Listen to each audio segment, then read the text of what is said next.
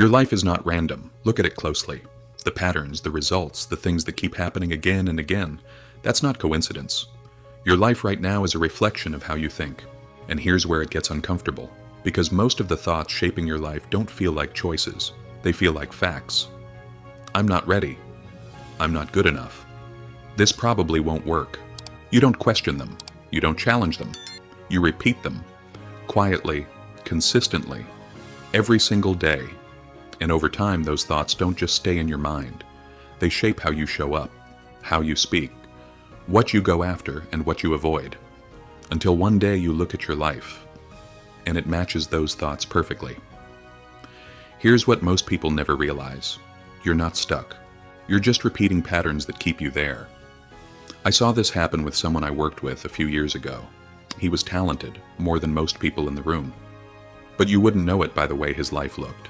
Same job, same position, same frustration, year after year. He told himself he just needed more time, more experience, better timing. But the truth showed up in small moments. He wouldn't speak up in meetings. He'd hesitate before taking opportunities. He'd overthink simple decisions until the moment passed. And once, he missed a promotion he was clearly qualified for. Not because someone else was better, but because he didn't believe he was. That was the pattern. Not lack of ability, lack of belief. And once he saw it, really saw it, everything started to change. Not instantly, not perfectly, but consistently. He began to catch those automatic thoughts instead of obeying them. He started taking small actions that didn't match his old identity, speaking when he would normally stay quiet, stepping forward when he felt the urge to pull back. And slowly, something shifted. Not just his results, but how he saw himself. Because this isn't about motivation, this is how your brain works. Your mind is constantly predicting what's going to happen based on what you've repeated in the past. The more you think a certain way, the stronger that pattern becomes. That's how neural pathways are built. That's how habits are formed. And that's how your internal world quietly shapes your external reality. So if you've been thinking the same way for years, it's not surprising your life looks the same too. But here's the part that changes everything. It doesn't matter if your thoughts are true. It only matters if they're repeated. Because repetition turns thoughts into beliefs. Beliefs shape your identity. And your identity drives every action you take. That's the loop.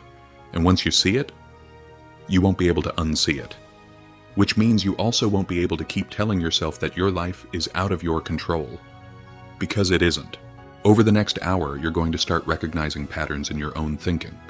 Patterns that may have been shaping your life without you even realizing it. You'll begin to see how your thoughts influence what you notice, what you believe, and who you think you are. And more importantly, you'll learn how to interrupt that cycle and build a different one. Not by forcing change, but by changing what you repeat. So as you listen, don't just hear the words. Pay attention to what feels familiar. Because that's where the shift begins. And if someone comes to mind while you're listening, someone who's been stuck in those same quiet patterns, someone who's capable of more but keeps getting in their own way, share this video with them. Because sometimes one idea, at the right moment, is enough to change the direction of someone's life. Chapter 1. You're not seeing reality. Two people can live in the same world and experience completely different lives. Same city, same opportunities, same starting point. But one moves forward, the other stays stuck. At first it looks like luck, timing, circumstances, but it's not. The difference is how they see what's happening. And here's where it gets dangerous. Most people think they're reacting to reality. They're not. They're reacting to their interpretation of it.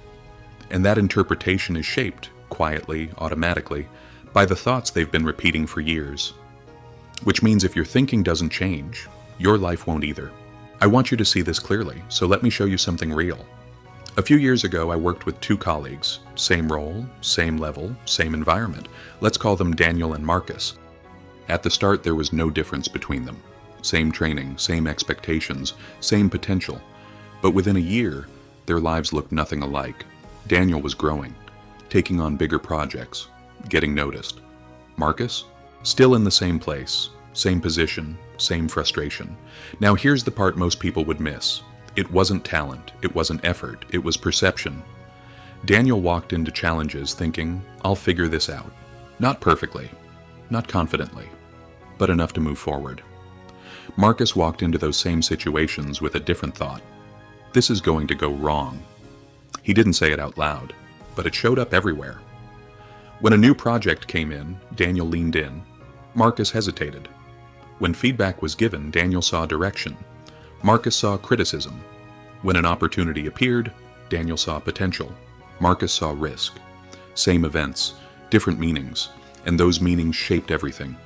Daniel asked questions, took initiative, put himself in uncomfortable situations that forced him to grow. Marcus held back, avoided attention, waited until he felt ready, but ready never came. And here's the moment that changed everything. A promotion opened up. Daniel applied, Marcus didn't. Not because he wasn't qualified, but because, in his mind, he had already decided the outcome. He told himself, they're probably looking for someone better. So he stayed where he was, and someone else took the opportunity. That's how this works. Not through one big decision, but through small, repeated interpretations that shape your behavior over time. And this is the part most people never confront. You're not stuck because of your situation. You're stuck because of how you see it. Let that sink in. Because it means something uncomfortable. It means the patterns in your life aren't random. They're consistent. Consistent with how you think. Now here's where the science comes in. Your brain is not designed to show you reality as it is. It's designed to show you what it expects. Every second, your brain filters massive amounts of information. It has to decide what matters and what doesn't. So it uses patterns. If you've been thinking, I'm not good at this, your brain will look for evidence to confirm it. It will highlight mistakes, magnify uncertainty, ignore progress. Not because that's the truth, but because that's the pattern, and once that pattern is in place, it starts shaping your reality. Because what you notice influences how you feel. How you feel influences how you act. And how you act determines your results. Same world, different outcomes. This is why two people can walk into the same situation and walk away with completely different conclusions. One thinks, that went well, I'm improving. The other thinks, I messed that up, I'm not good enough. Same moment, different meaning. And over time, those meanings compound. They don't just affect your confidence. They affect your decisions, your risks, your willingness to step forward or stay where you are, until eventually they shape your entire life. So when you say, nothing is changing, there's a deeper question you need to ask. Am I seeing this clearly? Or am I seeing this the same way I always have? Because if your perception stays the same, your life will too. That's the loop. And once you see it, you can't unsee it, which is where things start to shift. Because if your perception was trained, it can be retrained. Not overnight, not perfectly, but intentionally. You can begin to notice the thoughts that show up automatically. You can pause, just for a moment, instead of accepting them as truth. And you can ask a different question. What else could this mean? That question creates space between what happens and what you believe about it. And in that space, you regain control. This is where change actually begins. Not in your circumstances, but in your interpretation of them. Because once that shifts, your behavior follows. And once your behavior changes, your results can't stay the same. But here's what most people don't realize yet. Changing how you see the world is only the first step. Because even if you shift your perception, something deeper is still controlling your actions. What you believe about yourself. And that's exactly what we're going to uncover next. Chapter 2. Your beliefs are invisible rules. Most people think they're making decisions, choosing what to go after, choosing what to avoid, choosing how far they can push themselves. But here's the uncomfortable truth most people never stop to question. What if your choices were already made, long before you acted on them? Not consciously, but by something deeper. Your beliefs. And here's where it gets dangerous, because beliefs don't feel like beliefs, they feel like facts. I'm just not that confident. I've never been good with money. I'm not the kind of person who takes risks. You don't debate those thoughts. You don't step back and analyze them. You accept them. And then you build your life around them, quietly, automatically, without even realizing it. What you apply for, what you walk away from, what you tell yourself is realistic. Over time, these beliefs become invisible rules, rules that define what you think is possible for you. And here's the brutal truth. You don't act based on what you want, you act based on what you believe is possible for you. That's why two people can want the same thing and live completely different lives. One moves forward, the other stays exactly where they are, not because of ability, but because of belief. I saw this clearly with someone in my own family. My cousin was one of the most disciplined people I knew. He showed up on time, worked hard, did everything that was expected of him. From the outside, he looked like someone who should eventually succeed. But year after year, nothing changed. Same job, same income, same quiet frustration that he rarely talked about. At first it didn't make sense, until you listened closely to how he spoke about money. It's not easy to make more. People like us don't get ahead like that. You have to be realistic. He didn't sound negative. He sounded reasonable. That's what made it so powerful. Because when a limiting belief sounds logical, you never question it. And that belief shaped everything. Every time an opportunity came up, learning a new skill, starting something on the side, taking a calculated risk, he would pause. Not dramatically, not obviously, just enough to step back instead of forward. He would tell himself it wasn't the right time, that he needed more experience, that he should wait until things felt more certain. But here's the part that's easy to miss. He wasn't waiting for the right moment. He was waiting to feel certain, and that moment never came. Because certainty doesn't come from waiting. It comes from doing. And he never gave himself permission to do. That's how beliefs trap you. Not by stopping you completely, but by keeping you in a loop of hesitation. You think you're being careful. You think you're being practical. But in reality, you're protecting a belief that's keeping you small. And this is the trap most people stay in for years. They don't see themselves as limited. They see themselves as realistic. But realism, when it's built on unchallenged beliefs, is just fear wearing a convincing mask. There was a moment that made this clear. One of his close friends, someone he grew up with, started a small business on the side. Nothing huge at first, just an idea, tested consistently.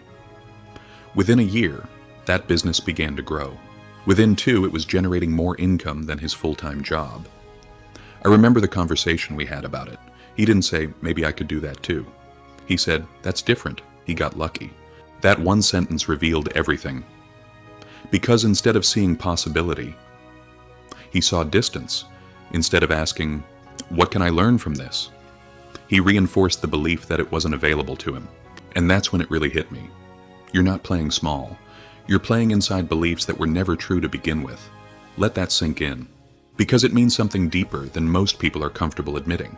It means your limits might not be real. They might just be repeated. Now here's where the science makes this even more powerful. Your brain is designed to protect consistency. It wants your internal world, your beliefs, to match your external world, your results. So when you hold a belief like, I'm not good at making money, your brain will start filtering reality in a very specific way. It will highlight every struggle, every setback, every moment of doubt, and it will ignore anything that contradicts that belief. Not because it's trying to hurt you, but because it's trying to keep your reality predictable. That's how belief systems maintain themselves. They don't just influence what you think, they influence what you notice. What you notice shapes how you feel. How you feel shapes how you act, and how you act creates your results, which then reinforce the original belief. That's the loop, and once you're inside it, it feels like reality. That's why when you say, I can't do this, it doesn't feel like a belief. It feels like a fact, but it's not. It's a decision you've repeated so many times that it no longer feels like a decision. And here's the moment where things can change. Because once you become aware of a belief, it loses some of its control. Not all at once, but enough to create space. And in that space, you can ask a different question. Not, is this true? But, is this useful? That question changes everything. Because something can feel true and still be limiting. Something can feel realistic and still be holding you back. When my cousin started asking that question, things didn't change overnight, but they started to move. He began exposing himself to new ideas, new people, new perspectives that didn't match his old beliefs. At first it felt uncomfortable, almost like he didn't belong in those conversations. But discomfort was exactly what he needed, because discomfort means you're stepping outside the boundaries of your current beliefs. And over time, those boundaries started to expand. He tried small things he would have avoided before. He took action before he felt ready. He allowed himself to consider possibilities that once felt unrealistic. And slowly, his decisions changed.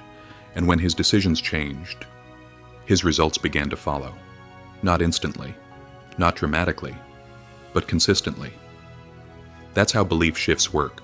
Quiet at first, then undeniable over time.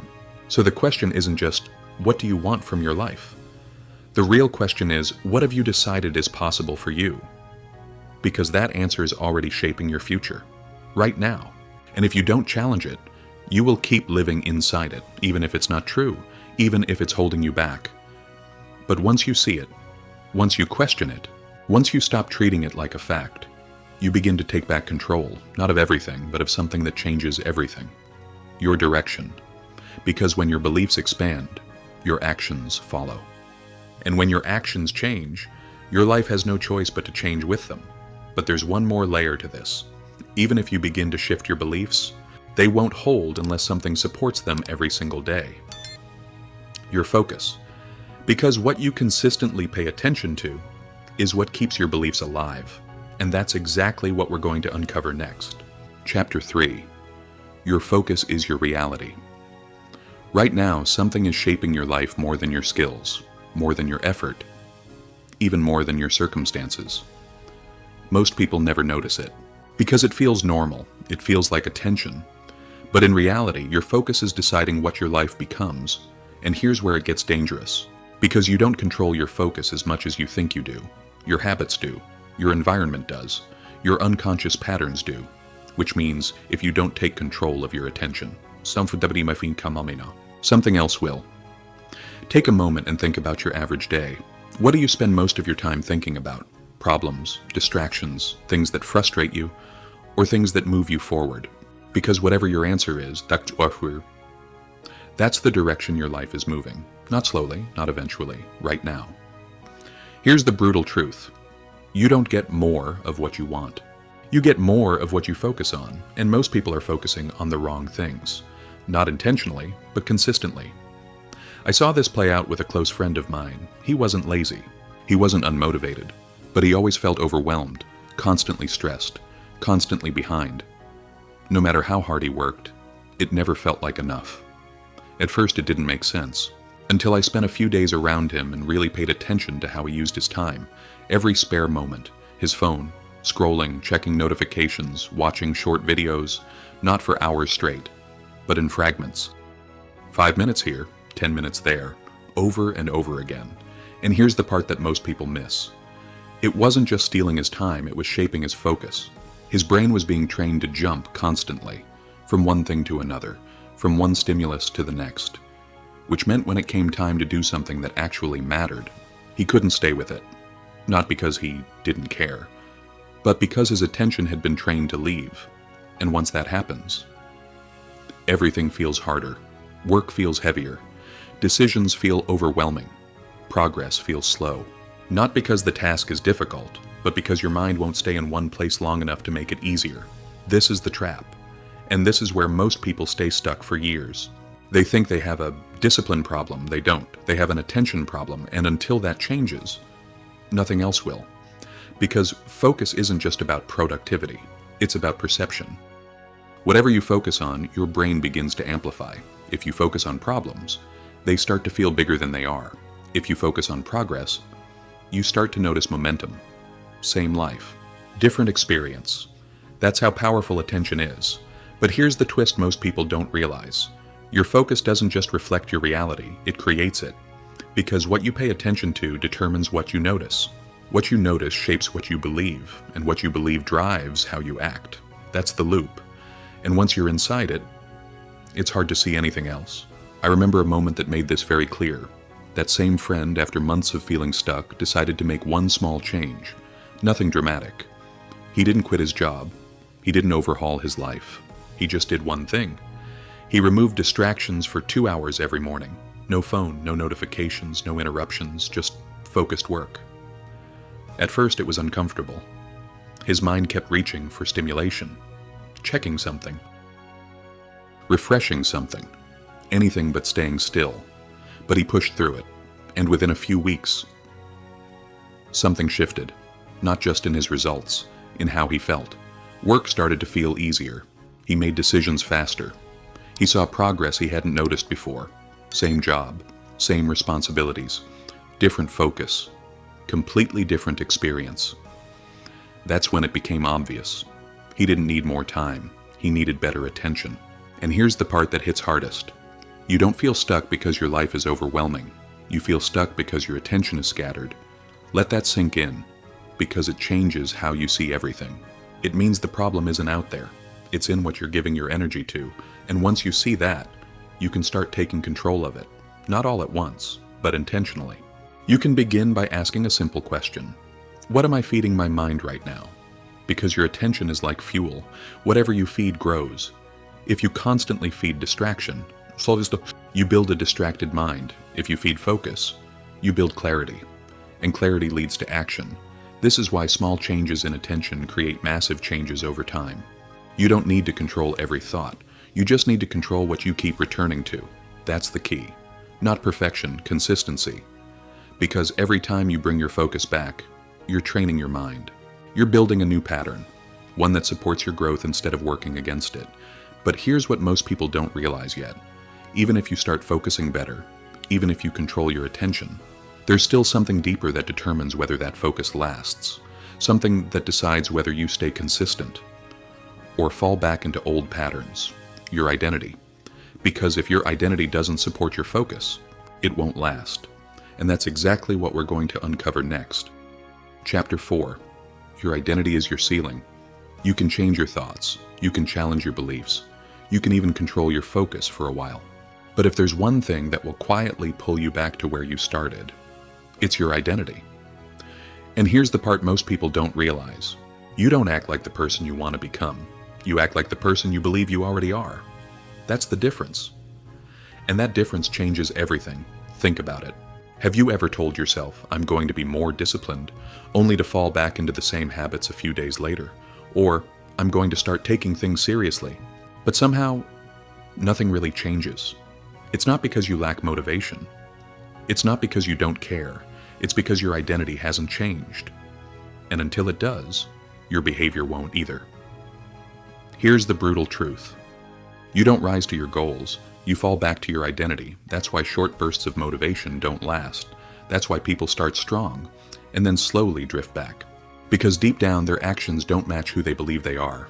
And when there's a mismatch like that, identity always wins. I saw this clearly with someone I used to train with at the gym. At the beginning of the year, he was locked in, waking up early, eating clean, training consistently. For a few weeks, everything looked different. You could see the effort, you could feel the momentum, but then something started to shift. He missed one workout, then another, then a few more. And when I asked him what happened, he said something simple, but revealing. I'm just not that disciplined. Not in a dramatic way, not as an excuse, just as a quiet statement of fact. And that was the problem, because in that moment he didn't just describe his behavior, he defined his identity. And once that identity is in place, your actions begin to align with it. Not because you choose to, but because it feels natural. So even though he wanted to be consistent, even though he had already proven he could do it, he kept drifting back to what felt familiar. Skipping sessions, making exceptions, losing momentum. Not because he couldn't change, but because, in his mind, he hadn't changed yet. This is the trap. And this is where most people get stuck. They try to change their behavior without changing how they see themselves, but behavior that doesn't match your identity never lasts. It feels forced, temporary, unstable. Eventually, you go back, because your mind is always trying to stay consistent with who you believe you are. That's how identity works. It's not just a label, it's a filter. It determines what you do without thinking, what you avoid without questioning, what feels natural, and what feels uncomfortable. And here's where it gets deeper. Most people don't choose their identity, they inherit it from past experiences, from failure, from what other people told them. I've always been like this. I'm just not that kind of person. That's not really me. Those statements feel harmless, but they're not. They're boundaries. And once you accept them, you stop trying to move beyond them. Here's the moment that shifts everything. You realize your identity is not fixed. It's practiced. Let that sink in. Because it means something powerful. It means the version of you that feels natural right now is just the version you've repeated the most. Nothing more, nothing permanent. Which means it can change. But not in the way most people think. You don't change your identity by saying different things. You change it by doing different things. Consistently. I experienced this myself in a very real way. There was a time when I saw myself as someone who avoided difficult conversations. I would delay them, overthink them, find ways around them. Not because I didn't know what to say, but because deep down I believed I'm not good at handling confrontation. That belief shaped everything. I stayed quiet when I should have spoken. I avoided situations that required clarity. I told myself it was better to keep things smooth. But over time, that pattern created bigger problems, misunderstandings, frustration, missed opportunities. And eventually, I realized something uncomfortable. I wasn't avoiding conflict. I was protecting an identity, and once I saw that, I couldn't unsee it. So I made a decision. Not to become confident, but to act like someone who handles difficult conversations well. Even when it felt uncomfortable. Even when it didn't feel natural. At first it was awkward, forced, uncertain. But I kept doing it, one conversation at a time. And slowly, something shifted. It stopped feeling unnatural, it started feeling normal, and eventually, it became part of who I was. That's how identity changes, not through intention, through repetition, because every action you take is a vote. A vote for the person you believe you are, or the person you're becoming. So when you act in alignment with a new identity, even once, you create evidence. And when you repeat it, you build belief. And when that belief grows strong enough, your behavior no longer feels forced. It feels automatic. That's the shift. And here's the part most people miss. You don't need to feel like the new person to start acting like them. In fact, you won't feel like them at the beginning. That's the point. If it felt natural, it wouldn't be new. So if you're waiting to feel confident before you act, you'll be waiting forever. Because confidence is not what creates action. Action is what creates confidence. And confidence, repeated over time, becomes identity. So the real question isn't, who do you want to be? The real question is, what kind of person are you proving yourself to be? Every single day. Because that answer is shaping your future, right now. And if your actions keep reinforcing the same identity, your life will keep reflecting it, no matter how much you want something different. But once you take control of that process, once you start acting intentionally, everything begins to shift, not instantly, but inevitably. Because identity, once changed, changes everything. But there's one more layer to this. Even if you begin to act differently, even if you start building a new identity, there's still something that determines whether you stay consistent or fall back into old patterns. Your emotional control. Because if your emotions take over, your identity won't matter. And that's exactly what we're going to explore next. Chapter 5. Your emotions follow your thinking. You've felt it before. A single moment and everything shifts. Your mood drops, your energy disappears, your confidence fades. And just like that, something small turns into something heavy. Most people think that's just how emotions work, that they come and go, uncontrollably, that you either feel good or you don't. But here's what most people never question. What if your emotions aren't random at all? What if they're being created moment by moment, by the way you think? And here's where it gets uncomfortable. Because if that's true, then you're not just experiencing your emotions, you're generating them. Not always intentionally, but consistently. Think about the last time you felt overwhelmed, not just busy, but mentally overloaded. If you slow that moment down, you'll notice something. It wasn't just the situation, it was the interpretation. This is too much. I can't keep up. What if I mess this up? Those thoughts didn't just describe the situation, they created the emotional response to it, and once that emotion kicked in, your behavior followed. You hesitated, you avoided, you lost clarity.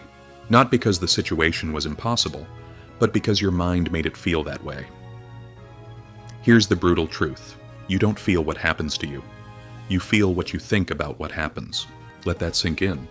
Because it changes how you see everything.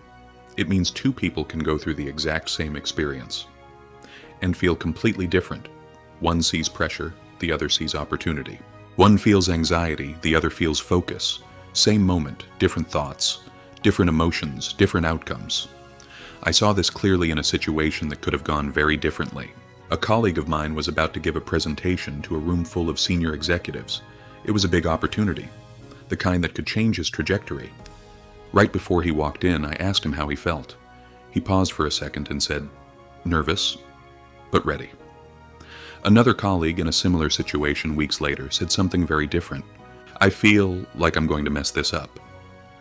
Now, on the surface, both were nervous. Same environment, same stakes. But the meaning they gave to that feeling was completely different. One interpreted it as energy, the other interpreted it as danger, and that interpretation shaped everything. The first walked in focused, present, engaged. The second walked in tense, hesitant, distracted, not because one was more capable, but because one was thinking differently. That's how subtle and powerful this is. Because emotions don't just happen. They're triggered by meaning, and meaning comes from thought. Now here's where it gets even more important. Once an emotion takes over, it starts to influence your thinking in return. If you feel anxious, your mind starts looking for reasons to justify that feeling. What if this goes wrong? What if I'm not prepared? What if they don't respond well? And suddenly the emotion and the thought are feeding each other, creating a loop, stronger, louder, harder to break. This is why people feel stuck in certain emotional states, not because the situation doesn't change, but because the pattern does not. And here's the moment where most people lose control. They assume the emotion is the truth. They treat it like evidence. If I feel this way, it must be real. But that's not always true. Sometimes, your emotions are just reflecting a pattern you've repeated too many times, not reality, pattern. And once you see that, you gain something most people never develop. Distance. The ability to step back and notice what's happening instead of being pulled into it. I had to learn this the hard way. There was a time when I would react immediately to anything that felt uncomfortable. Stress at work, frustration, unexpected problem, irritation, difficult conversation, avoidance. It felt automatic, like there was no space between what happened and how I reacted. Until one moment it made me stop. A situation that should have been simple turned into something unnecessarily tense, not because of the situation itself, but because of how I responded to it. Later, replaying it in my head, it became obvious. The reaction wasn't the problem, the interpretation was. I had assumed something negative, reacted emotionally, and made the situation worse. That's when I started paying attention, not to what was happening, but to what I was thinking about what was happening. And for the first time, I noticed something. There was always a moment, small, almost invisible, before the emotion fully took over. A split second where a thought appeared. And if I caught it early enough, I could change it, not by forcing positivity, but by choosing something more useful. Instead of, "This is a problem," I asked, "What's the next step?" Instead of, "This is too much," I asked, "What actually needs to be done right now?" That shift didn't eliminate emotion, but it changed how I experienced it, because I wasn't feeding it the same way anymore, and over time, the pattern began to weaken. This is how emotional control actually works, not by suppressing what you feel, not by pretending everything is fine, but by changing what creates the feeling in the first place. Your thoughts. Because if you change the input, the output has to change, and this is where most people misunderstand control. They think it means never feeling negative emotions. It doesn't. It means not being controlled by them. It means having the ability to pause, to observe, and to choose how you respond, even when it's uncomfortable, especially when it's uncomfortable.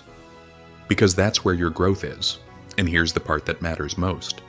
If your emotions are being shaped by your thinking, then your consistency is too. Because the moment something feels hard, your emotions will push you to stop, to avoid, to go back to what's easy. And if you follow that pattern, you never move forward. So, the real question becomes, can you stay in control, even when it doesn't feel good? Because that's what separates people who change from people who stay the same. Not knowledge, not intention. Control, and that control starts with awareness. The ability to notice the thought behind the feeling. And once you can do that, everything shifts. But there's one more layer to this. even if you learn to manage your thoughts, even if you begin to control your emotions, there's still something that determines whether these changes last, something that decides whether you stay consistent or slowly drift back. Repetition. Because what you repeat is what you become, and that's exactly what we're going to uncover next. Chapter 6. Repetition builds your reality. Most people think change happens in moments, a breakthrough, a decision, a sudden realization, something clicks, and everything is different. But if you've ever tried to change your life, you already know. That's not how it works. Because real change doesn't come from a single moment. It comes from what you repeat after that moment. And here's where it gets dangerous. Because repetition is happening whether you control it or not. Every day you're reinforcing something, a thought, a behavior, a pattern. The question is it building the life you want or the one you're trying to escape? Take a moment and think about something you've tried to change before. A habit, a mindset, a routine. At the beginning, you were motivated, focused, clear, committed, and for a short time, it worked. But then something shifted. You missed one day, then another. Then slowly, without realizing it, you were back where you started, not because you failed once, but because you repeated the old pattern again. Here's the brutal truth. You don't become what you decide once. You become what you repeat daily, and most people underestimate how powerful that is, because repetition doesn't feel dramatic. It feels small, almost invisible, but over time, it becomes your identity. I saw this clearly with someone I used to work with. He wanted to become more confident, not in a vague way, but specifically in how he communicated. He avoided speaking up in meetings, hesitated when sharing ideas, second-guessed himself constantly, and he knew it. So one day he decided to change. He told himself, from now on, I'm going to speak up more. And for the first few days he did. He pushed himself, forced himself into discomfort, and it worked. But then something familiar happened. A meeting where he felt uncertain. A moment where he thought, what if this doesn't make sense? And instead of speaking, he stayed quiet. Just once.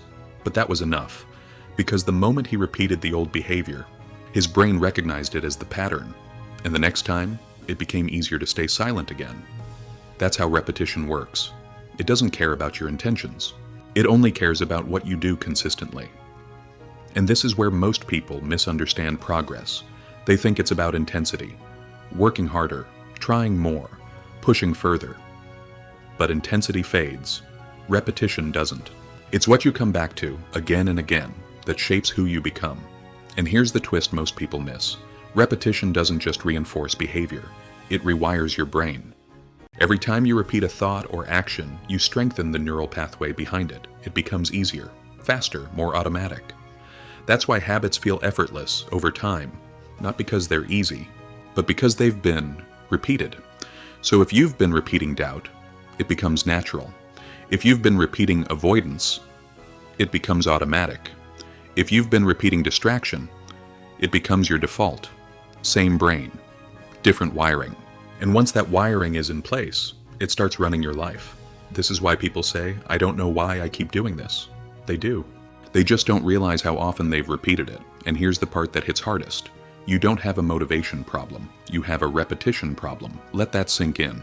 Because it changes how you approach everything. It means you don't need more inspiration. You need better patterns. I experienced this in a way that changed how I see discipline completely. There was a time when I tried to build a simple habit, waking up earlier to work on something that mattered to me. At first I approached it with intensity, alarms, plans, motivation, and for a few days it worked. But then came the morning where I felt tired, where staying in bed felt easier, and I made a choice, just once. I'll start tomorrow. That one decision didn't feel like much, but it was. Because I wasn't just choosing comfort, I was reinforcing a pattern, and the next morning the same thought came back. And it felt even more convincing. That's when I realized something important. It's not the first decision that defines you, it's the repeated one. So I changed my approach. Instead of focusing on being perfect, I focused on being consistent. Even if it wasn't ideal, even if it wasn't impressive, just consistent. Waking up a little earlier, doing something small, showing up again, and over time, it became easier. Not because it got easier, but because it became familiar. That's the power of repetition. It turns effort into instinct. But here's the part most people overlook. Repetition doesn't require perfection. It requires return. You will slip. You will fall back. You will repeat old patterns. That's part of the process, but what matters is this. What do you return to? Because whatever you return to, Sisho, becomes your baseline. And that baseline becomes your life. So if you return to discipline, even imperfectly, you build discipline. If you return to focus, even inconsistently, you build focus. But if you keep returning to distraction, avoidance, doubt, those become your defaults.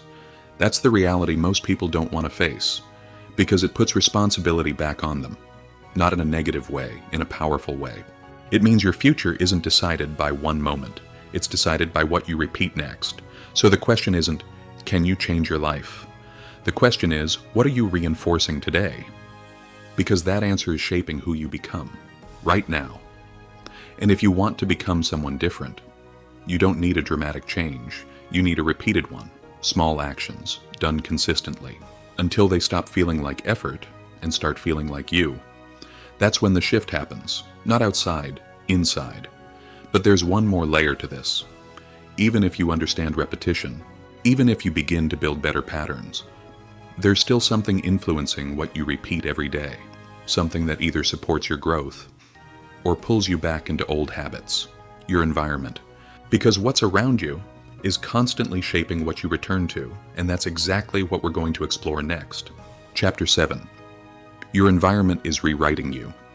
Look around you, not casually, not the way you usually do.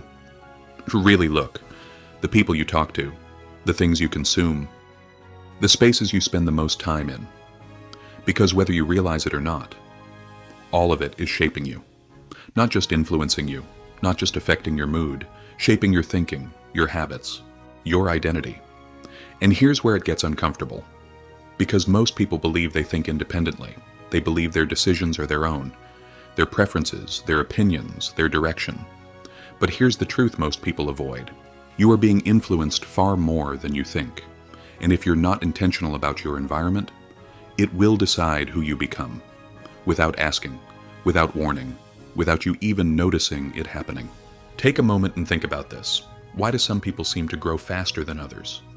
Even when they start in similar situations, it's not always intelligence. It's not always effort. A lot of the time, it's proximity, who they're around, what they're exposed to, what feels normal in their world. Because what surrounds you becomes your standard.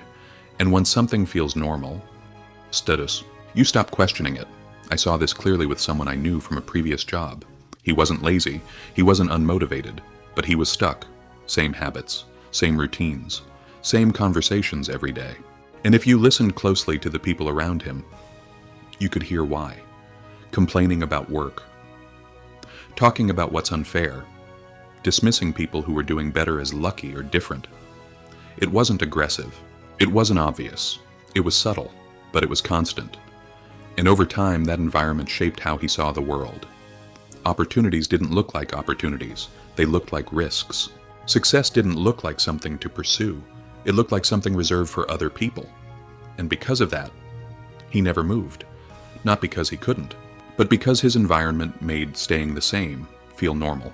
This is the trap, and this is where most people stay for years. They try to change themselves, without changing what surrounds them. But here's the brutal truth.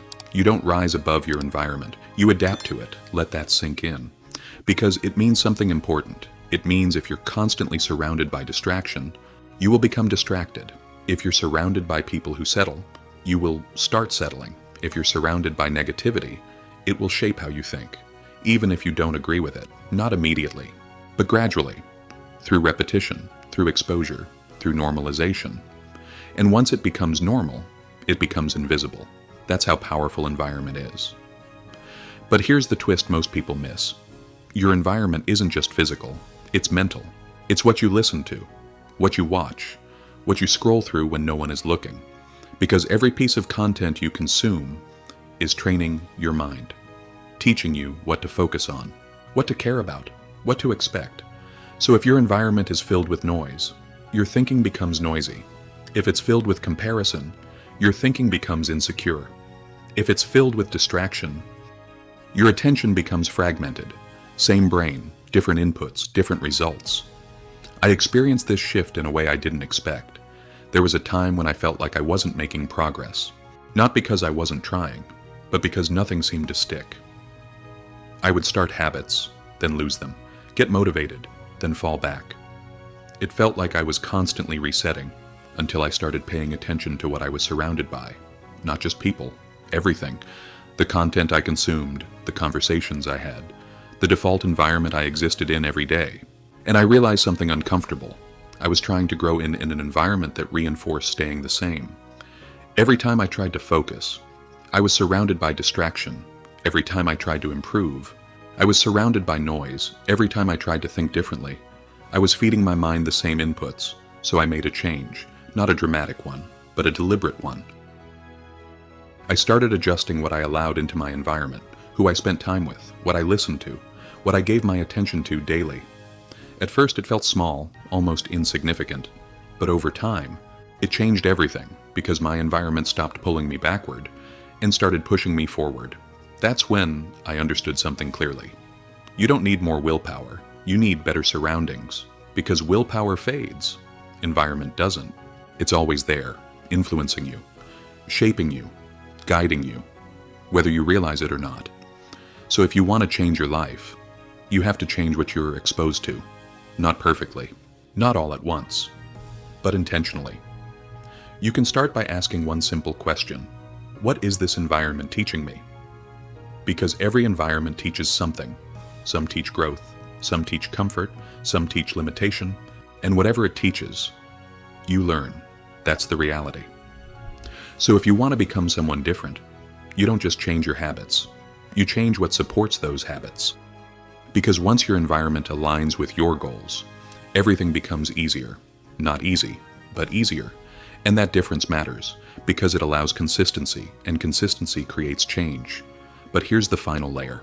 Even with the right environment, even with better inputs, there's still something that determines whether your life actually changes.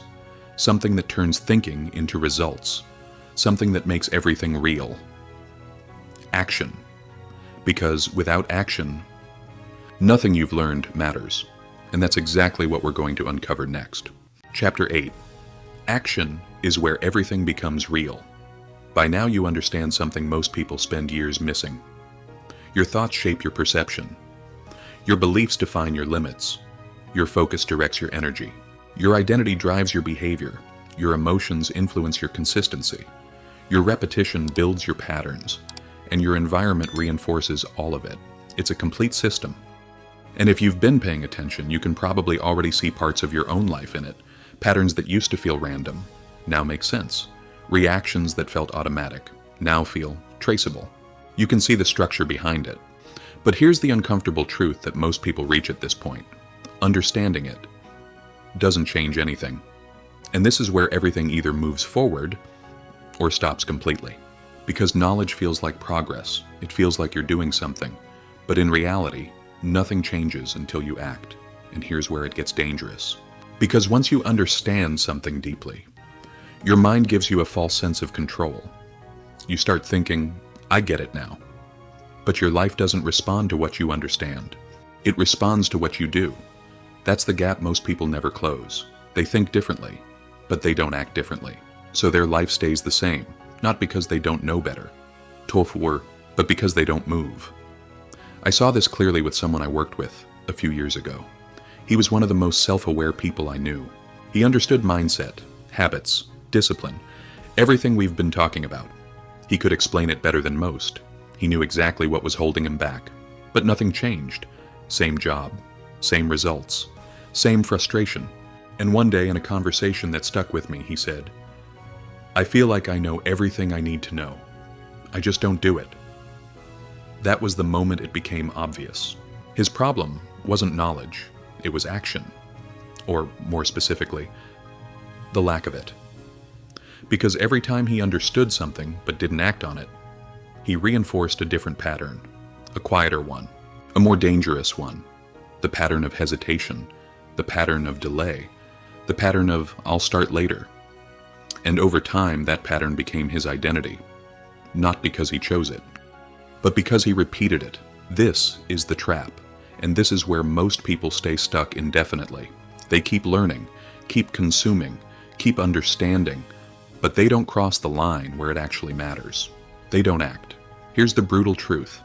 Thinking without action is just a more comfortable form of avoidance. Let that sink in, because it means something most people don't want to admit. It means you can spend years improving your mindset and still be standing in the same place. Not because you're incapable, but because you're not executing. And execution doesn't require perfection. It requires movement, even when it's uncomfortable, even when it's uncertain, even when it doesn't feel like the right moment. Because the right moment is another illusion. It's just your mind waiting for certainty. And certainty comes after action, not before. I experienced this shift in a very real way. There was a point where I had clarity. I knew what I needed to do. The direction was obvious. But every time I got close to taking action, something held me back. A thought. What if this doesn't work? What if I'm not ready yet? What if I should wait a little longer? And those thoughts felt reasonable, logical, safe. But they all led to the same result. Delay. And delay, repeated often enough, becomes your life. That's when I realized something that changed how I see action completely. You're not avoiding action because you don't know what to do. You're avoiding action because it feels uncomfortable to do it. That's it. And once you accept that, everything becomes clearer. Because now the problem isn't confusion, it's tolerance. Your ability to tolerate discomfort long enough to move forward. That's what separates people who change from people who stay the same. Not intelligence, not opportunity. Execution under discomfort. So I made a decision, not to feel ready, not to eliminate fear, but to act anyway. In small ways, consistent ways. Even when it felt imperfect, even when it felt uncertain. And at first, nothing dramatic happened. No instant transformation, no breakthrough moment. Just small actions, repeated. But over time, those actions began to compound. Opportunities appeared that weren't visible before. Confidence started to build, not because I felt different, but because I was doing different things. Momentum replaced hesitation. And eventually, the pattern shifted. That's how action works. Not in one big moment, but in consistent movement. And here's the part that most people miss. Action doesn't just change your results. It changes how you see yourself. Every time you act, you send a signal. I'm the kind of person who moves. I'm the kind of person who follows through. And that signal, repeated over time, becomes identity, which then makes future action easier. That's the loop you want to be in. Not thinking to hesitation to delay, but action to evidence to confidence. And once that loop starts, it builds itself. So the real question isn't, do you know what to do? Because at this point, you probably do. The real question is, are you willing to act even when it doesn't feel right? Because that's where everything changes. Not when you feel ready, not when you feel confident, but when you move anyway. That's where your life begins to shift, not instantly, but inevitably. Because once action becomes your default, everything else follows. Your thinking sharpens, your beliefs expand, your identity evolves, all from one decision, to act. So don't wait for clarity, don't wait for confidence, don't wait for the perfect moment, because none of those create change. Action does. And if you've made it this far, you already have everything you need. The awareness, the understanding, the perspective. Now there's only one thing left. To move. Because in the end, your life is not shaped by what you think, it's shaped by what you do. If you've made it this far, take a moment and recognize something important. You didn't just watch a video, you stayed, you listened, you reflected, and that already sets you apart from most people. Because most people don't stay long enough to truly understand what's holding them back. But now, you do.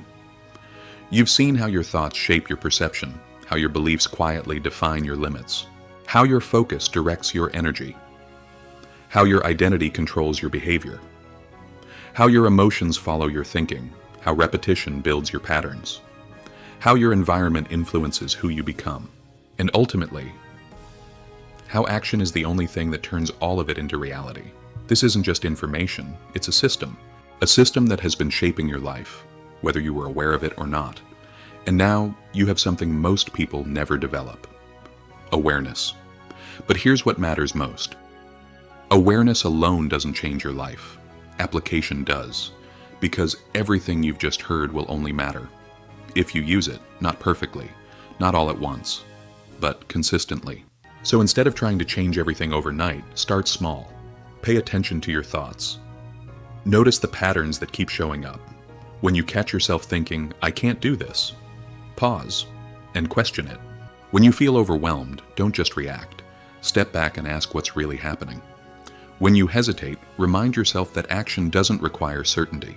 And most importantly, do something, even if it's small, even if it's uncomfortable, even if it doesn't feel perfect. Because every small action you take is a step away from the patterns that have been holding you back, and a step toward the person you're becoming. This is not about becoming someone else. It's about becoming more intentional with who you already are. Because your life doesn't change in one moment. It changes through what you repeat, through what you choose again and again. So take what you've learned here and apply it. Not tomorrow, not when you feel ready, but today. Because the longer you wait, the more you reinforce the same patterns. And the more those patterns become your life. But the moment you start, even in the smallest way, everything begins to shift. And if this message resonated with you, if at any point you found yourself thinking, "That's me," then there's a good chance someone else in your life needs to hear this too. Someone who's stuck in the same patterns, someone who's capable of more, but doesn't see it yet. So take a moment and share this video with them. Because sometimes one idea, at the right time, can change the direction of someone's life. Thank you for staying with me all the way through. I appreciate your time, your attention, and your willingness to reflect. And if you're ready to keep growing, keep building, and keep becoming more intentional with your life, I'll see you in the next video.